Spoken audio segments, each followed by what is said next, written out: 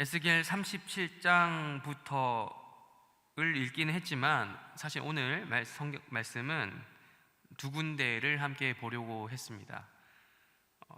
먼저 이제 오늘의 날주 본문은 아니고요, 어제 날주 본문인데 열왕기상 6장 말씀인데요, 우리 한 구절 하나 더 찾아보도록 하겠습니다. 열왕기상 6장 1절입니다. 우리 찾아서 읽도록 하겠습니다. 열왕기상 6장, 에스겔 37장 덮지는 마시고요, 이것도 다시 볼 테니까요, 접어두시고 열왕기상 6장 1절 말씀부터 또 보도록 하겠습니다. 열왕기상 6장 1절 우리 함께 읽도록 하겠습니다. 시작. 이스라엘 자손이 애굽 땅에서 나온 지 480년이요 솔로몬이 이스라엘 왕이 된 지 4년 15월 곧 둘째 달에 솔로몬이 여호와를 위하여 성전 건축하기를 시작하였더라. 아멘. 열왕기상 이 6장 말씀은 솔로몬의 성전 건축 이야기가 나오죠. 이 성전이 건축되기 전까지 이스라엘이 제사를 드리는 장소, 지금 우리식으로 말하자면 예배 장소는 어디였습니까? 성막이었습니다. 성막. 이 성막을 중심으로 이스라엘 가운데 하나님께서 임재하시겠다라고 약속을 하셨죠. 출애굽 당시에 이 성막을 제작했단 말이에요. 이 당시에 제작했던 이 성막은 말 그대로 막입니다. 막 이동식 텐트인 거죠. 텐트.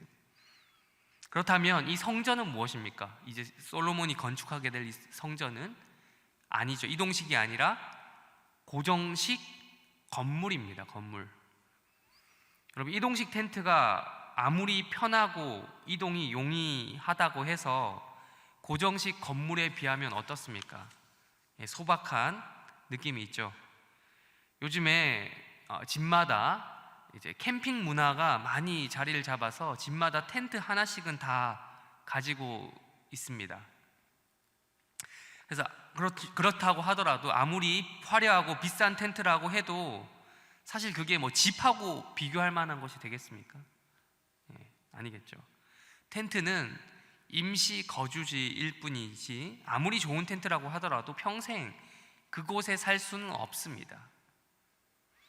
출애굽 당시에 가나안 땅으로 이동하던 이스라엘은 아직 정착하지 못한 상황이었어요. 그래서 성전을 짓고 싶어도 지을 수 없었던 사정이 있었습니다. 따라서 텐트 형태로 지어진 이 성막을 통해서 하나님께 나아가도록 하나님께서 만들라고 하신 거거든요. 또한 하나님께서 그 성막에 임재를 하셨던 거죠.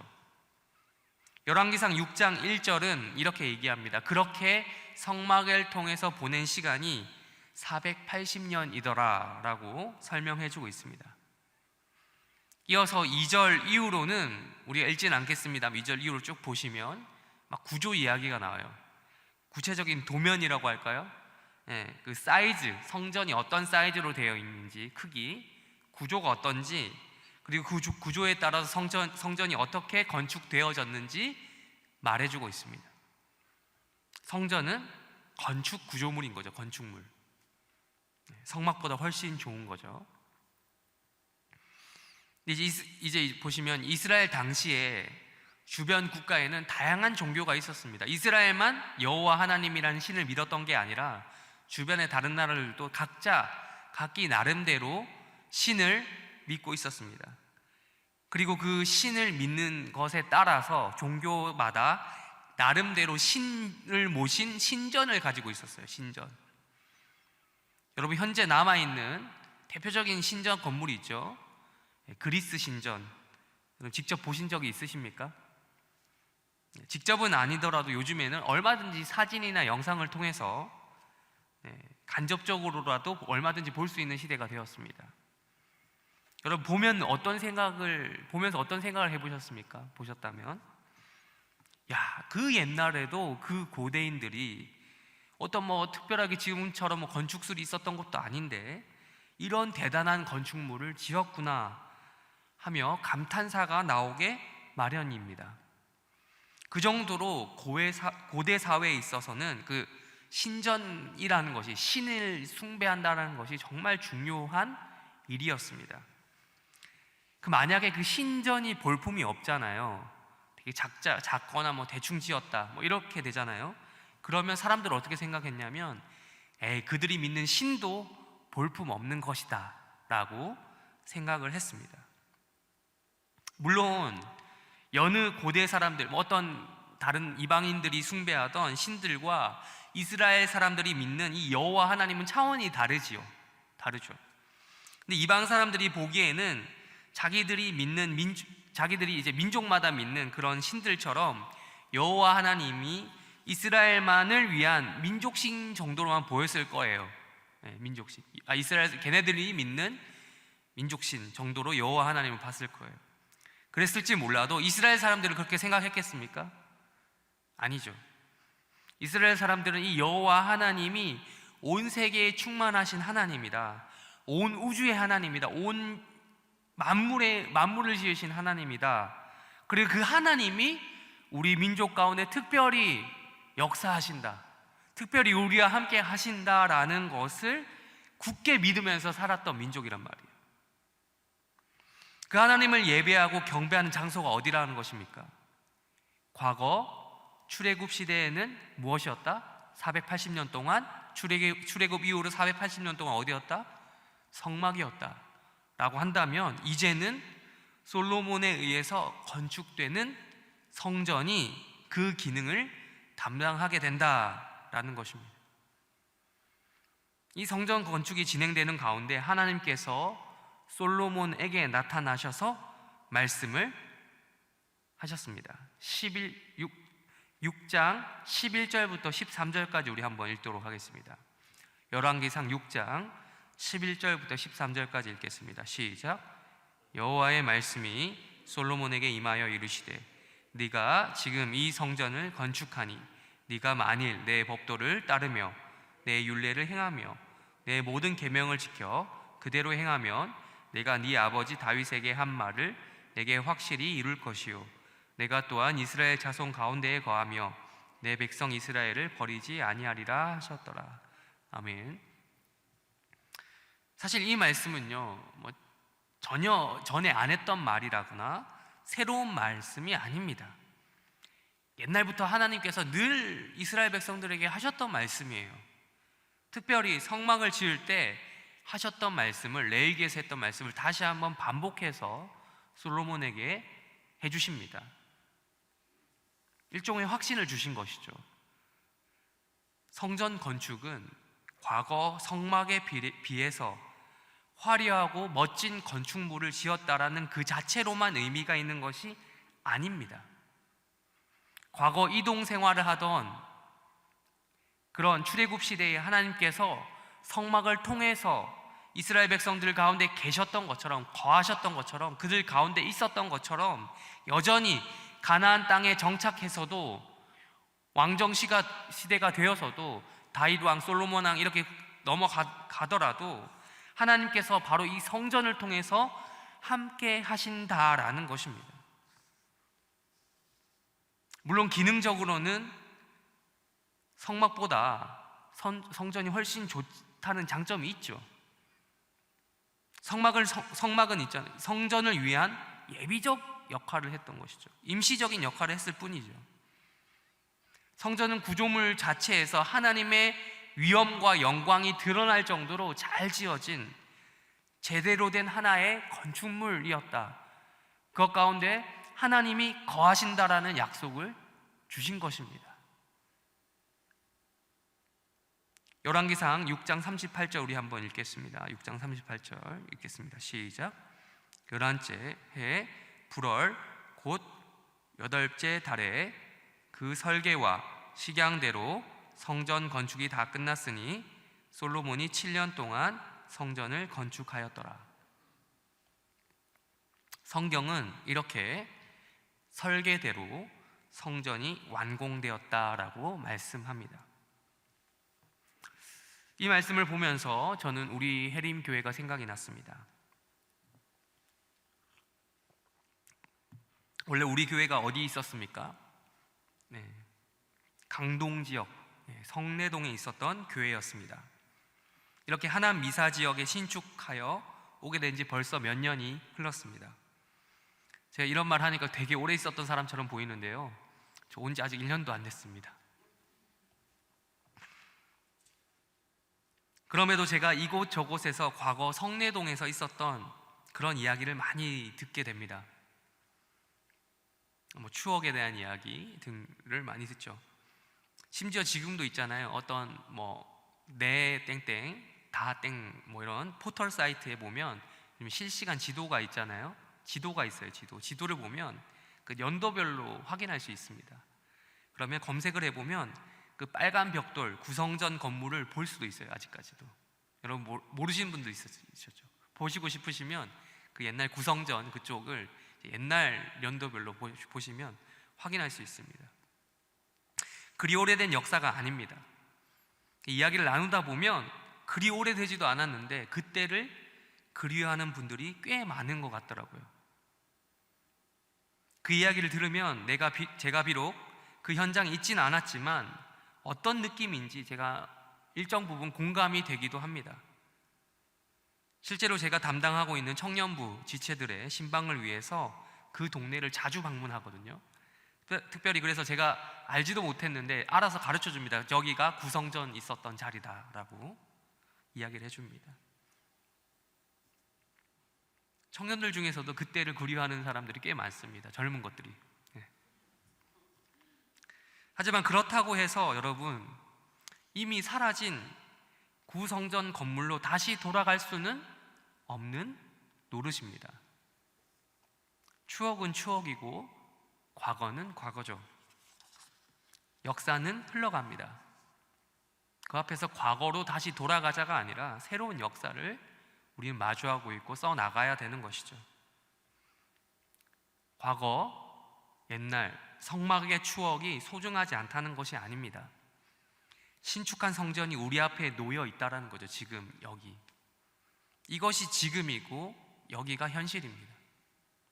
과거 성막에서 경험했던 하나님의 영광을, 그때 누렸던 그 은혜를 바로 다시 한번 이 성전에서 경험해야 한다는 것입니다.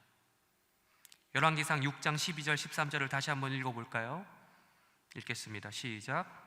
내가 지금 이 성전을 건축하니 내가 만일 내 법도를 따르며 내 율례를 행하며 내 모든 계명을 지켜 그대로 행하면 내가 내 아버지 다윗에게 한 말을 내게 확실히 이룰 것이요 내가 또한 이스라엘 자손대에 거하며 내 백성 이스라엘을 버리지 아니하리라 하셨더라. 아멘. 성막에서 동일하게 하나님께서 거하셨던 것처럼 똑같이 이 신축한 그 솔로몬 성전에서도 하나님께서 거하시기를 솔로몬은 간절히 바라야 했던 거죠. 그러니까 과거 구성전에서 우리가 경험했던 은혜를 다시 한번 이 새 성전에서도 경험해야 한다는 것입니다. 우리 다시 한번 우리 오늘 본문으로 넘어가 볼까요? 우리가 처음 읽었던 에스겔 37장을 보겠습니다. 이 본문은 오늘의 날주 본문입니다. 오늘의 날주 본문 37장이니까 에스겔이 시작된 지도 벌써 한 달이 넘은 거죠. 그러니 날주를 꾸준히 해오신 분들은 이때까지 계속해서 에스겔서를 접하셨을 테니까 어색하지 않겠지만요. 그렇죠. 그런데 이제 에스겔의 모든 부분이 다 중요하겠죠. 하지만 아무래도 에스겔 하면 가장 많이 알려진 본문이 우리가 읽은 지금 에스겔 37장입니다.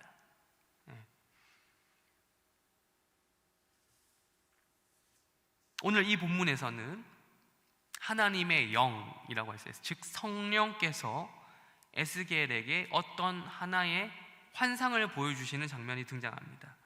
우리 1절을 한번 읽겠습니다. 에스겔서 37장 1절 다 같이 읽겠습니다. 시작.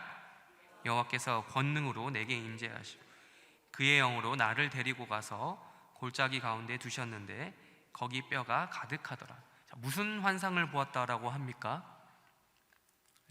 골짜기에서 뼈가 가득한 환상을 보았다라고 합니다. 뼈들이 이 골짜기에 가득 들어차 있는 거예요. 뼈들이 쌓여 있는 거예요. 여러분 아주 끔찍하지 않습니까? 여러분, 이건 공포 영화도 아니고 전쟁 영화도 아닙니다. 이것만 놓고 보면 제가 직접 본 적은 없습니다만 옛날에 캄보디아에서 있었다는 처참한 대학살극 킬링필드가 연상이 됩니다. 이처럼 이 장면 자체만 놓고 보면 정말 끔찍한 느낌이 들 수도 있겠는데, 이러한 이미지가 에스겔 선지자에게는 막 놀랄 만한 이런 이미지는 아니었을 것입니다. 37장만 우리가 딱 따로 떼어놓고 보면 에스겔 깜짝 놀라지 않았을까라는 생각이 들 수도 있겠지만, 여러분, 에스겔서를 1장부터 찬찬히 다 쭉 보아오시면 이 이미지는 결코 에스겔에는 충격적인 장면이 아닙니다. 특별히 배경적으로 이 에스겔의 조국인 남유다는 바벨론에 의해서 흔히 하는 말로 묵사발난 상태였어요. 완전 멸망한 것까지는 아니었지만 멸망하기 직전의 상태였던 것입니다. 우리나라로 치면 구한말이죠. 그 을사늑약부터 경술국지 사이에, 그 사이의 기간입니다. 1910년 그 전에 시절과 유사하다고 할 수 있겠습니다. 그래도 그때 당시 그 국권 피탈 당하는 과정 속에서, 그러니까 일제강점기로 접어들면서 민족적으로 겪은 상황이 이스라엘과는 달랐죠.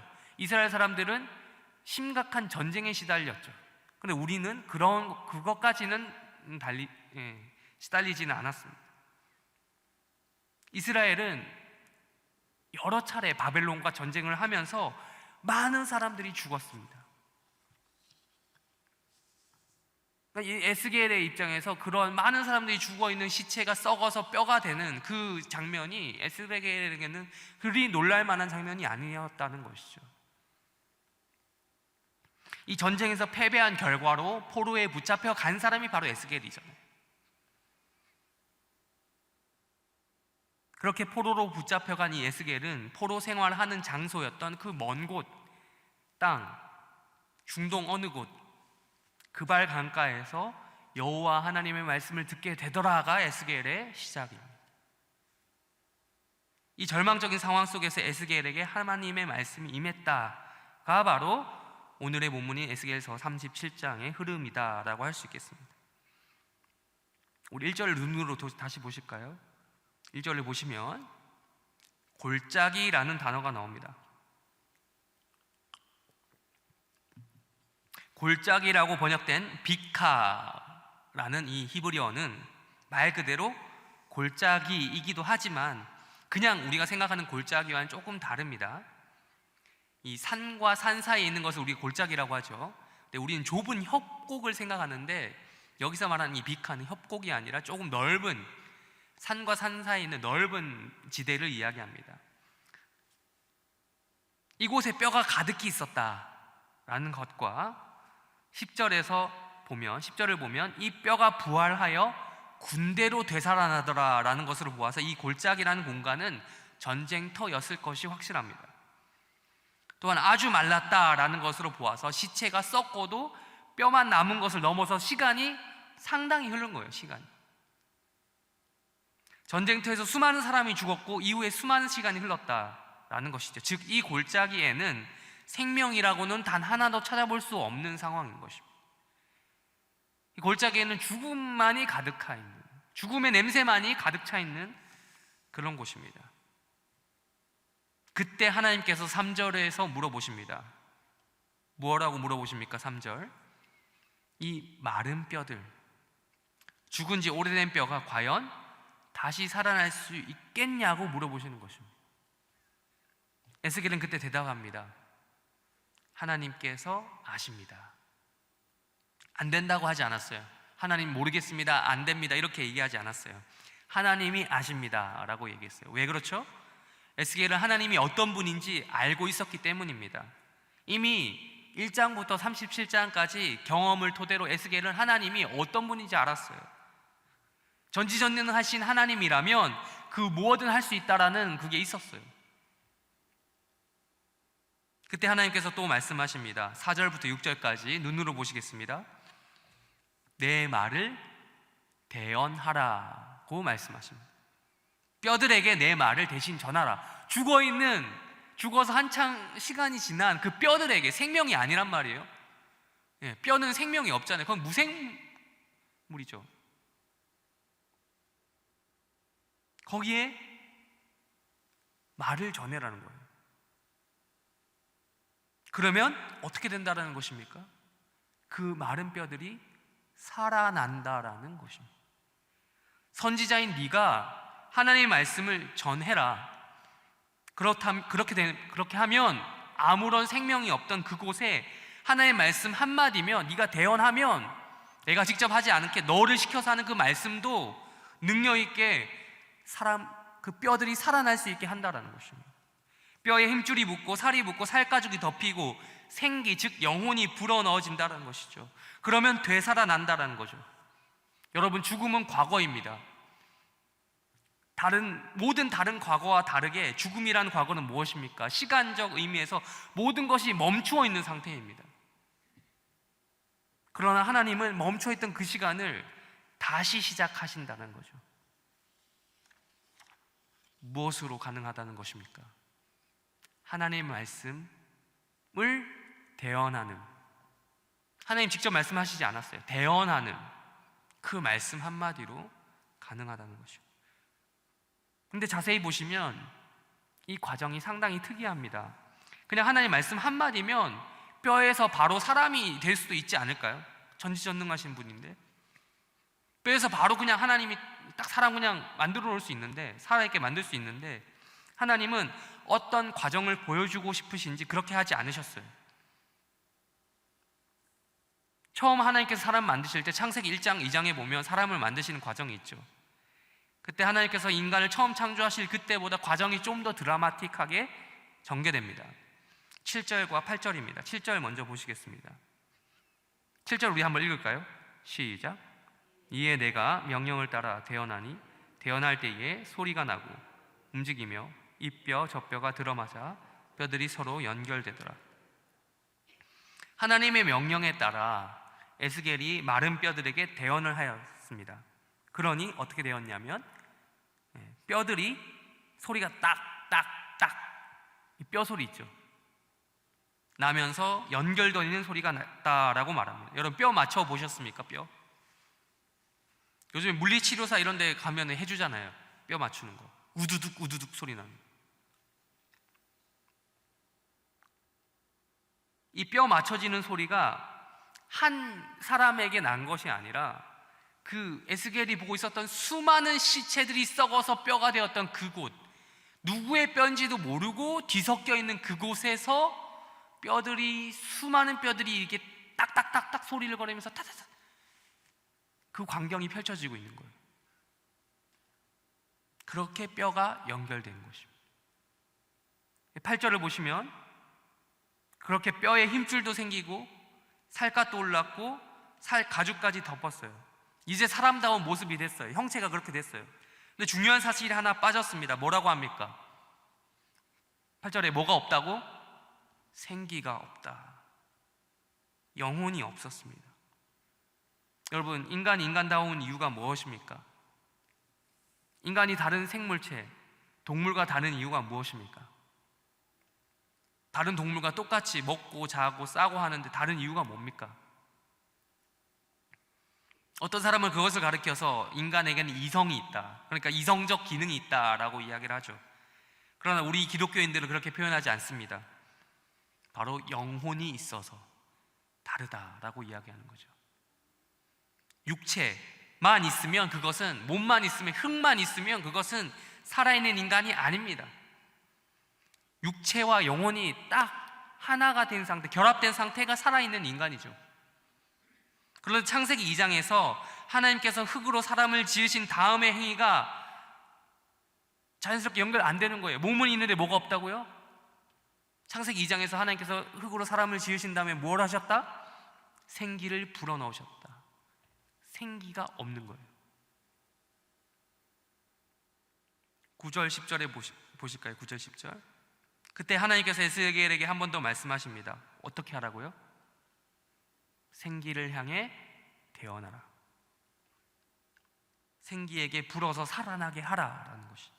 여러분, 이 생기, 제가 생기에 대해서 지금 얘기 안 하고 그냥 막 넘어갔는데요, 생기라고 번역된 단어는 여러분 이미 잘 아시는 분들 한 번쯤은 들어보셨을 법한 단어입니다. 히브리어로 루아흐라고 합니다. 루아흐라고 해서 영혼이라고도 는 뜻도 있지만 숨결이란 뜻도 있고 바람이란 뜻도 있습니다. 바람, 숨결, 즉 하나님의 숨결인 거예요. 하나님 숨결, 하나님께서 일으키시는 바람으로 해석이 가능한 거예요. 그래서 9절에 보면 죽음을 당한 자에게 불어서라는 그런 이미지, 바람과 같은 이미지로 사용되고 있습니다. 그렇게 에스겔이 하나님의 말씀대로 생기에게 대언하였더니 그들이 바람과 같이 불어서 각 육체에게 들어가는 일들이 일어났다고 합니다. 수천 수만 명에게. 그렇게 살아나고 보니 그들은 무엇이었다고 했습니까? 10절에서 큰 군대였다. 11절부터 13절까지 보시면 이 마른 뼈가 다시 부활하여 살아나는 환상을 하나님께서 에스겔에게 보여주신 이유를 설명합니다. 이 뼈들은 누구라고요? 11절, 이 뼈들은 누구다? 이스라엘 온 족속이다. 즉 하나님의 백성들이다. 하나님의 백성들이 지금 큰 어려움을 당하고 있다. 전쟁으로 나라와 백성들은 피폐해져 있다. 전체적으로 언젠가는 망하게 되는 그 길을 걸어가고 있다. 하나님의 백성들, 그들의 입에서 나오는 말이라는 게 이런 말이다. 하나님 살려주십시오가 아니라 11절, 우리의 뼈들이 말랐다. 그들이 이르기를 우리의 뼈들이 말랐다. 지금 우리말로 하면 뭡니까? 이건 이때 당시 쓰던 은어 같은 거예요. 은유적인 표현이에요. 우리말로 하면 뭐겠습니까? 아이고 죽겠다, 죽겠다 이 말 아닙니까? 우리의 뼈들이 말랐다. 우리에겐 소망이 없어. 이젠 우리는 망했어. 아직 망하지 않았는데 끝까지 하나님을 붙잡는 것이 아니라 그냥 망했어. 죽겠네. 백성들이 하도 죽겠다 하면서 우리의 뼈들이 말랐다라고 이야기를 하니까, 그때 쓰는 말을 하니까 하나님께서 에스겔에게 무엇을 보여주셨다고요? 마른 뼈가 살아나는 환상을 보여주시는 거예요.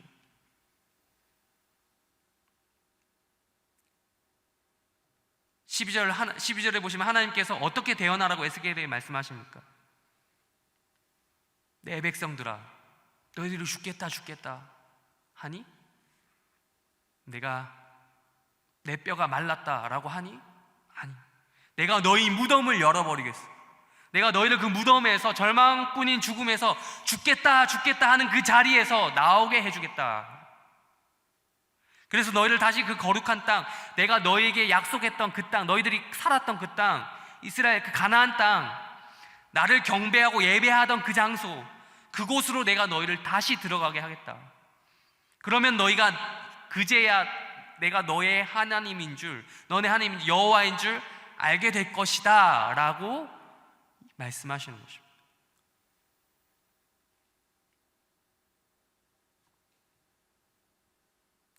(14절을) 보실까요? 14절 한번 읽겠습니다.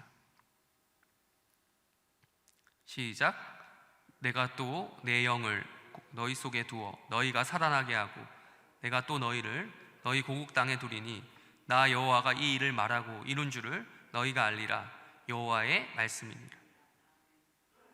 그런데 여기서 끝나지 않고 한 가지 더가 있어요. 또가 있어요. 영입니다. 영. 내 영을. 아까 생기로 번역된 루아흐가 다시 한번 똑같은 영, 똑같은 말. 생기, 영, 루아흐 똑같은 말이에요. 이번에 누구의 영입니까? 누구의 루아흐입니까? 내 영, 하나님의 영인 것입니다. 즉 하나님의 생기, 하나님의 영, 하나님의 숨결, 하나님의 호흡, 성령인 것입니다. 성령께서 하나님의 백성 가운데 계시겠다라는 것이죠. 우리 안에 계시겠다, 우리 안에 임재하시겠다, 우리 안에 거하시겠다. 그래야 너네가 산다, 우리가 산다라는 것이죠. 이스라엘 백성들이 단순히 몸만 다시 그냥 그 땅으로 돌아가는 것이 아니라, 몸만 가나안 땅으로, 고국으로 돌아간 것이 아니라 그들 가운데 하나님의 임재가 있게 하기 위해서 하나님의 영이 성령께서 그들 가운데 계셔야만 한다. 바로 이것이 여호와 하나님께서 에스겔을 통해서 이스라엘 백성들에게 약속하신 말씀입니다. 말씀을 정리하겠습니다. 코로나 때문에 아직까지도 난립니다. 집합 제한이 걸리고 교회에 사람이 별로 안 보여서 그런지 생기가 아니라 냉기가 돌고 있습니다. 안 그래도 우리 교회 정말 큰데, 건물 큰데 요즘에는 더 휑해 보여요. 여러분, 교회에는 냉기가 아니라 생기가 있어야 하지 않겠습니까? 에스겔이 보았던 마른 뼈들에 대한 환상을 여러분 무엇을 지칭하는 환상이었다라고 말씀드렸습니까? 이스라엘 온 족속이죠. 이스라엘 백성들 즉 무엇입니까? 지금 우리로 말하면 교회입니다. 그렇다면 지금 교회는 어떤 상황을 겪고 있습니까? 이스라엘 백성들의 그 고백과 똑같지 않습니까? 죽겠다, 죽겠다. 우리 망하겠다 하고 있었습니다. 생기가 없습니다. 뭐 그럴 만한 상황이 아니어서 그랬던 거 아닙니다. 충분히 이해 가는 상황입니다. 아무 근거 없이 그랬던 것이 아닙니다. 다 이유가 있습니다. 바벨론의 그 침략 앞에서, 멸망 앞에서, 위기 앞에서 그럴 만한 상황입니다. 그러니 진짜 죽어 있는 것과 마찬가지였던 거죠. 지금 이 시대 2020년 대한민국 땅에서 살아가고 있는 우리 현실도 이와 같지 않습니까? 우린 지금 죽음의 위협에 직면하고 있습니다. 코로나 바이러스로 인해서 죽겠다 하고 있습니다. 아무 이유 없는 것이 아니죠. 진짜 죽을 것 같은 이유여서 그렇습니다. 이 상황을 코로나 바이러스와의 전쟁으로 비유하기도 합니다. 그렇게 보자면 우리는 코로나하고 붙는 이 전쟁에서 패배한 것 같은 상황을 계속해서 지나가고 있습니다. 코로나 블루스, 우울증이죠. 그런 말도 나올 정도입니다. 코로나에게 잠식당한 거죠. 우리는 코로나와의 전쟁에서 완패까지는 아직 완전히 졌다고 할 수 없겠죠. 완패까지는 아니지만 계속해서 연전연패를 거듭하고 있는 것 같습니다. 그래서 죽은 것처럼, 패배해서 죽은 것처럼 살아가는 마른 뼈들이 이곳저곳에 가득 널려 있어요.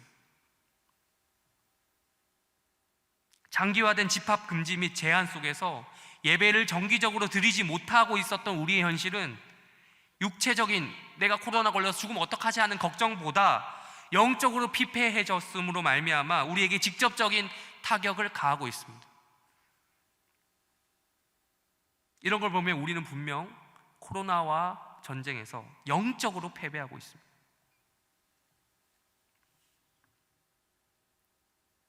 이 상황 가운데서 우리들은 무엇을 할 수 있겠습니까? 어디에 기대해야겠습니까?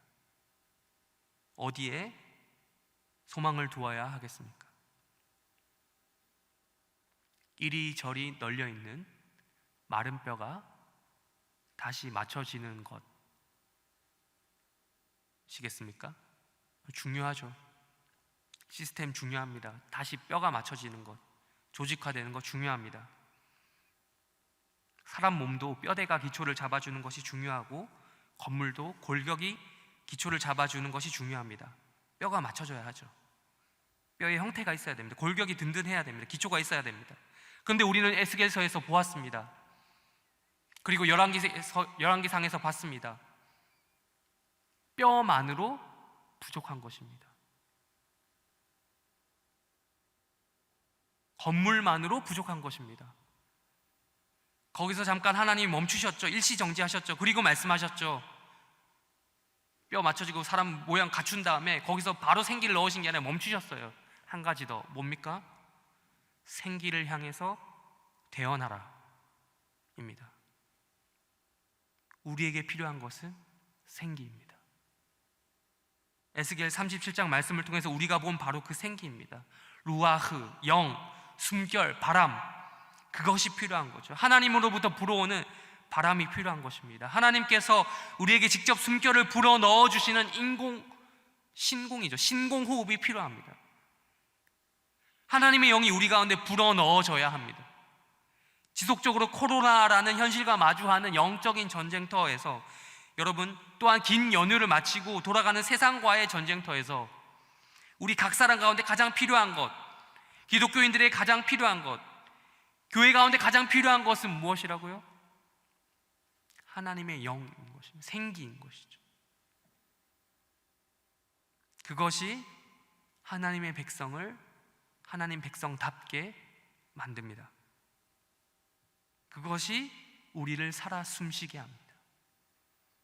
살아 역사하시는 하나님을 알게 하고 보게 하고 믿게 하는 강력한 성령의 역사가 우리 안에 필요한 것입니다.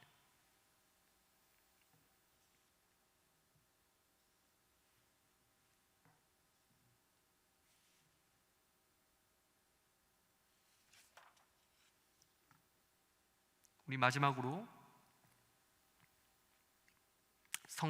성막에 거하셨던 하나님, 성막에서 하나님께서 거하셨던 것처럼 성전에서도 동일하게 하나님께서 거하시기를 간절히 바랬던 솔로몬을 기억합시다. 과거 우리가 구성전뿐만 아니라 또 다른 교회에서 신앙생활 하다가 오셨던, 좋은 경험을 가지고 오셨던 그런 분들도 마찬가지로 그 과거 경험했던 그 생기가 다시 한번 이 해림교회, 이 새 성전에서도 경험할 수 있도록 기도하도록 합시다. 사람이 원래 그렇습니다. 현실이 어려울수록 과거의 좋은 추억을 꺼내어 돌아보면서 스스로를 위안하는 데 익숙합니다. 그러나 과거의 그 추억이 현재의 행복을 담보하지 않습니다. 우리 모두 지금 이 순간 생기를 사모하는 성도들이 되었으면 합니다. 우리 각 사람 가운데, 우리 교회 가운데 하나님의 영, 성령이 가득하기를, 또한 그래서 우리 가운데 생기가 넘치기를 오늘 말씀에 근거하여 기대하며 바라며 기도하는 자들이 되기를 바랍니다.